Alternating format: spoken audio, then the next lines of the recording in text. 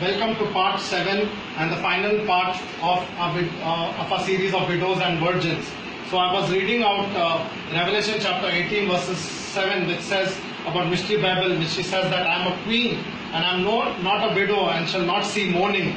So those mentioned in Revelation chapter 18 verse 7 are those who are part of Mystery Babylon, who say in their heart, I sit as a queen and I am no widow, because they don't see any need for mourning or the Day of Atonement, which points out to the piercing, alright, where Zechariah chapter 13 verses 6 says that, and these are the wounds that I have received from my house of my beloved. So it's like Yahusha saying that these wounds in my hand, in my side and on my legs are the wounds given by my beloved in the house, alright. So they don't see this picture, okay. So whereas the poor widow is in union with Elohim and trusted in Elohim, as we read in 1 Timothy chapter 5 verses 15. Alright? Just as the widow which Mashiach spoke about, when we read in Mark chapter 12 verses 41 onwards, it says, and he sat down opposite the treasury and he observed how the people were putting money into the treasury, and many rich people were putting in large sums. Verse 42, a poor widow came and put in 2 small copper coins, which amount to a cent. Verse 43, calling his disciples to him, he said to them, truly I say to you, this poor widow put in more than all the contributors to the treasury. Verse 44, for they all put in out of their surplus, but she out of her poverty put in all she owned, all she had to live on. Right? So the widow of 60 years old are the elect who are part of the temple of Elohim, the wife of one man, Mashiach. Right? 1 Timothy chapter 5 verses 9. Let not a widow be taken into number under 60 years old, having been the wife of one man. Alright? The word 60. Let me erase this. Okay. See this beautiful picture. The word in Hebrew, Abari, for 6 is shash. Okay. Shash also means white or linen. Okay. And when was man created? He was created on the 6th day, falling short of the 7. What is the 7? Shabbat, the rest. So man is falling short of the 7. So only a widow can understand her falling short, because she can't see her purification. She is desperate for Mashiach to come and purify her. So that is the picture here. While the rest are in the continuous cycles of Torah, not seeing the need for the 7th day rest, because they say Shabbat Shalom already here, when there is no Shalom. There are false prophets telling you Shalom, Shalom, and there is no Shalom. Okay? So let not a widow be taken into the number under 60 years old, having been the wife of one man. Okay?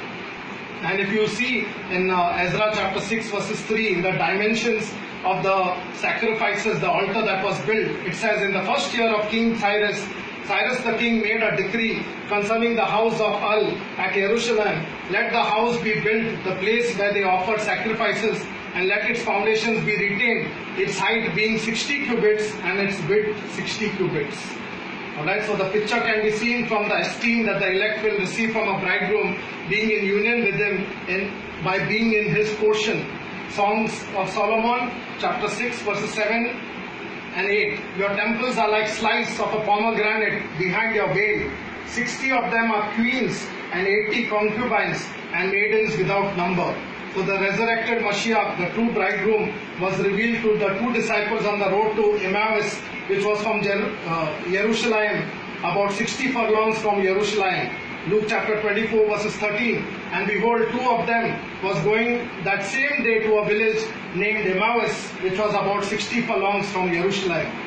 So the word 60, the word 6 or 60, alright, or 600, it shows that we are falling short of the 7.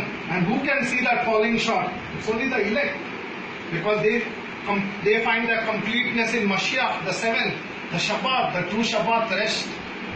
while the rest of them are occupied in the carnal, in the sixth day, in the six cycle. Okay, that's the picture here. All those outside the covenant are those part of Mystery Babylon who says in their heart that she's a queen, no need of Mashiach, and I'm no widow. And she's actually a harlot trampling the outer court, whereas the elect cry out to Mashiach day and night for the redemption to enter into New Jerusalem. Because nothing is more important than the Shabbat keeping, the true Shabbat. The commandment is spiritual. Alright, it says honor the Shabbat and keep it Kadash.